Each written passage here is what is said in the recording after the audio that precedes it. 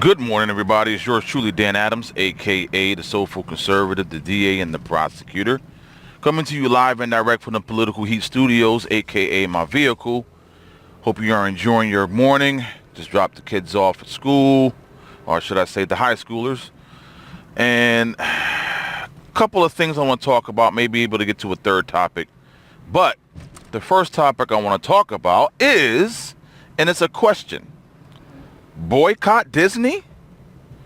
That's right, ladies and gentlemen. I am posing this question to you because at work I was doing my work, but listening to Glenn Beck, and he was talking about, should we boycott Disney? Now, I know when situations arise and companies do certain things that, number one, alienates the public, rouse up the public, and, to put it bluntly, pisses us off, we want to do something about it, right? It's the American way. If you're going to treat us like secondary citizens in regards to the decisions that you make, which ultimately doesn't affect us personally, in regards to the Asian American Robert Lee being pulled from announcing a University of Virginia football game. We all know this is not going to affect us personally, but it's the effort behind it. It's the so-called meaning behind it. It is the epicenter of nonsense behind a decision like this that gets us so pissed off. And I don't know this Robert Lee, wouldn't even know who the man was until they showed him this guy's picture. So he could have possibly have done this broadcast and no one would have known who he was, what he was about, background, and all that good stuff. And honestly, if ESPN/Disney, Disney/ESPN didn't make a big deal of this, no one, and I mean no one, unless just in crossing happenstance and sheer luck, someone would have said, oh, his name's Robert Lee. Oh, he's an Asian American. Oh, that's funny. And then continued watching the friggin' game. But ESPN, in their infinite lunacy, decided to make it an issue. And now this poor Asian American Robert Lee has to deal with the aftermath of it. They better be compensating his ass for this. He didn't wish this upon himself. He didn't ask for this. He didn't want this. Now he's the brunt of memes across the world at this point right now. Not the country, the world. And he didn't ask for it, didn't want it. So if I'm him, I'm going to the executives at ESPN, Disney, or whoever the hell else is paying my salary and paying those that brought this decision upon me, and saying, hey, my life has been turned upside down because of this. I want some compensation or I'm out, and I'm going to sue. Because he could sue. I think he could. Well, he hasn't been terminated, so he just got reassigned. Well, maybe suing is not the proper avenue that he could take. But I would make a ruckus. Shoot. As long as my name is Daniel Clifford Adams, I would be making a ruckus. So, boycotting Disney, what would that do? What would that accomplish? I'm not certain, ladies and gentlemen. Because you look at it, as I said at the beginning, as idiotic as this whole ordeal has been, is it personally affecting you and your family and your loved ones and your friends and your acquaintances and your co-workers? Is it affecting them? Not really. Not in a personal, and I mean personal way. It's maybe affecting you emotionally like me, because I'm pissed off and just angry and upset that Disney slash ESPN, ESPN slash Disney went down this route and made this about the utter nonsense that's going around in the country right now. They're elevating this nonsense. They're putting this nonsense on a pedestal, and it needs to stop. So, ladies and gentlemen, I don't know what the answer is in Boycott Disney. I don't know what that answer is. You have to make up your own mind, and I will make up mine as well. Now, going on to the second topic of conversation in this particular edition of the Dan Adams Show, once again live via the Political Heat Remote Studios, aka my vehicle, I want to talk about the Colin Kaepernick rally protest at NFL headquarters, brought on and hosted and pumped up and promoted by Spike Lee. I saw maybe about 5 to 10 minutes of it as I happened to be going on Periscope and just saw someone live streaming the protest rally. 2 individuals that I saw speaking, and one individual was actually preaching, because he is a supposedly reverend, the Reverend Jamal Bryant. You should know that name by now. He has a church in Baltimore, Maryland. He's been in the forefront, in the limelight on many racial issues. But he basically preached a sermon, and I hit him up directly, and I was about to send him a DM. I'm like, no, I'm not going to do that. But I tweeted him and said, just saw your performance, and I put that in quotes, at the Colin Kaepernick rally. Did you end up sending around the collection plate? Because that's what it seemed to me. Ladies and gentlemen, if you haven't gone and watched it and you got a few minutes to spare, then go ahead and watch it and you'll see what I'm talking about. It was as if we were at church and the collection plate was about to be passed around. Talking about picking cotton and the white man not letting the black man be who he should be, and talking about boycotting Verizon and can you hear me now? And it was just, I almost could not believe what I was hearing and seeing. It was just like, wow, a reverend, a man of God, supposedly, at a rally for an individual who took it upon himself to make a stand, and now these individuals feel that the NFL is blackballing him because of that stance. No.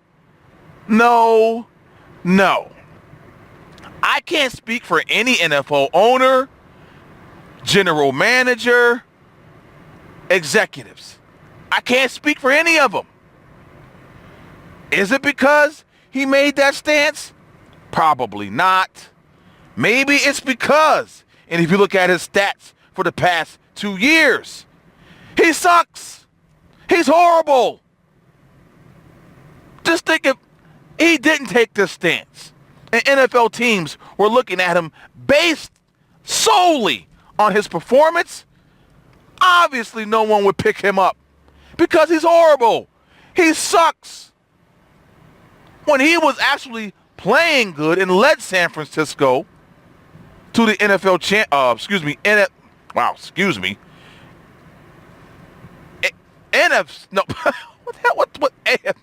Wow, Dan, get yourself in order. When he led them to the NFC championship game that one year, and he was at the height of his playing capability, what happened the following year? And what happened the subsequent year? And what happened the subsequent year? His play declined. His play fell. like an elderly woman or man in the show. No, I'm kidding, y'all. I'm trying to make light of this and make a joke of it, but it's not a joke. It would be like me at my 9 to 5, not handing in and with deadlines, projects that were given to me by management, me slacking off, showing up late, leaving early, saying and doing things that is not, I guess, advantageous to me and me securing employment, doing things out of the ordinary, then I would probably be let go of my job, ladies and gentlemen. And trying to achieve another, guess what? They're going to call my prior employer and figure out what kind of employee I was. And they're not going to sugarcoat anything. So let's juxtapose that into an NFL quarterback who, from the gate, we all knew he wasn't a great passer. Great runner of the football, but not a great passer. In the past 2 years, his passing percentage sucks. Now, to me, it seems that the NFL, ladies and gentlemen, is reverting back to pocket passers. There was a stretch there where they were looking for mobile running quarterbacks like Kaepernick. But that trend has reversed. And they're looking for individuals who can actually step back into the pocket, throw a ball with accuracy, make good decisions, and not just rely on their legs to make plays, because defenses are catching up with these individuals. So, not to go off on a tangent of talking about football, but let's talk about this individual mired in controversy, Colin Kaepernick. And yesterday I said I wasn't even going to talk about this particular person anymore. But with that rally and it's in the news, I cannot help myself and not talk about it. So, you had the Reverend Jamal Bryant on stage yapping and basically preaching, ready to pass around the collection plate. And before I shut it off, guess who ended up speaking after the Reverend, and I'm putting that in quotes, Jamal Bryant? None other than the Muslim of the moment, Linda Sarsour. That's right. Linda Sarsour followed up after the, in quotes, Reverend Jamal Bryant. Excuse me. Now, you're saying to yourself, what is this Muslim woman doing at an NFL protest rally for Colin Kaepernick? Well, ladies and gentlemen, I posed that question on social media and everyone nailed it, because Colin Kaepernick recently converted to Islam. His girlfriend, this DJ who really ain't a DJ, there's some hot chick who shows up in a bikini and knows how to hit a play button on some software on a computer. That don't make you a DJ, ladies and gentlemen. She's a Muslim. So let's bring Linda Sarsour, the Muslim of the moment, and let's go ahead and cascade. Let's go ahead and, I guess, juggle progressivism. So you got this whole notion that the NFL is blackballing a black quarterback because he's an activist. Now you have this woman of this Muslim woman, the Muslim of the moment, Linda Sarsour, taking advantage of this moment for her own personal gain. She don't give a damn if Colin Kaepernick isn't employed by the NFL team. She's there for self-grandization. She's there for self-promotion. Because Lord forbid that she doesn't stay in the spotlight and speak her utter nonsense at us, trying to make us out as Islamophobes. No, she's got to make sure that she stays in the spotlight. Making sure that somehow people will come her way with cash donations. Because that's what it's all about, ladies and gentlemen. She don't believe in what she's talking about. If she did, she wouldn't have to have a platform like that.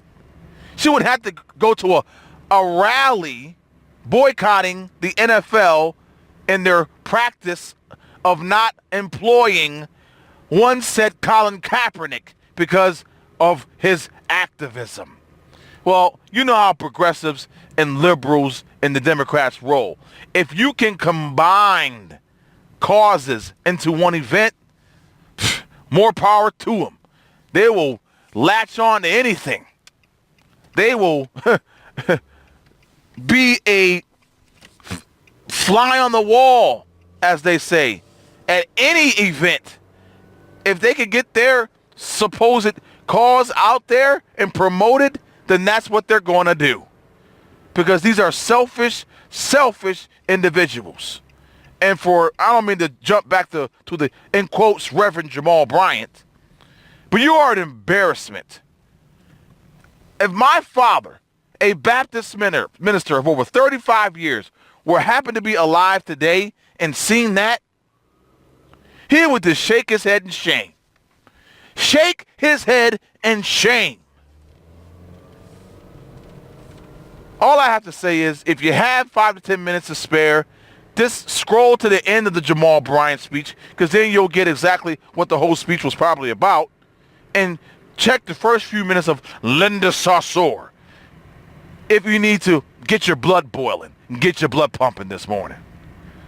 That's done. I'm ending that particular conversation on that topic.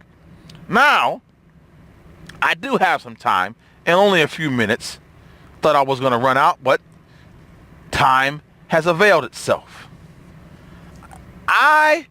And for those who know me and have known me over the years, has never been the one to be an individual to talk and speak on and try to elevate what's going on in regards to combating so-called black activists, because I do call them out when it's needed. But I'm I don't know what's the word I'm trying to bring forth and come out of my mouth. But I'm the type of individual who lets my action speak, who lets my life example speak. I try to be an individual to, show the younger black generation of what and what you should not do. What and what you should not say. How you should go about living your life, not dictating how you should live your life, but giving you a, blueprint of how you should go about combating these so-called black activists who may come in your way and question you as a black individual. So let me say this and let me state this for the record. For those who may go onto my social media accounts and you look in the about or the bio or whatever, just recently changed it up. I've said this in the past, even put out a meme. I'm ready to put this on a t-shirt. When I came out of my mama's womb, Democrat wasn't stamped on my forehead. And that is the truth. I do not just fall in line because I'm black to the groupthink of a lot of black individuals walking this planet. I think for myself. I have a mind of my own. If there's issues within the black community that I want to speak on, I will. But I'm not going to singularly and solely live my life based on the fact that I am a black man. First and foremost, as I yelled from the mountaintops in the past, I am a child of God, and a believer in Jesus Christ. That is number one. That is the epicenter of who I am. Number two, I am a husband. Number three, I am a father. Those are the most important things that embody who I am. Everything else after that is secondary, but with that secondary status does not mean, ladies and gentlemen, that I'm not going to speak on, talk about, clarify, and make sure people are put on blast in regards to the problems facing the black community. And as I pull into my parking spot here at the 9 to 5, and in this particular edition, broadcast of the Dan Adams Show, it is about the character within me and within my heart and my soul that will always be on display for the world to see. Not just for the black community, but the world to see. As I always end my broadcast, may God continue to bless you and yours. May he keep you and your family safe. Until next time, God bless you and yours. Peace.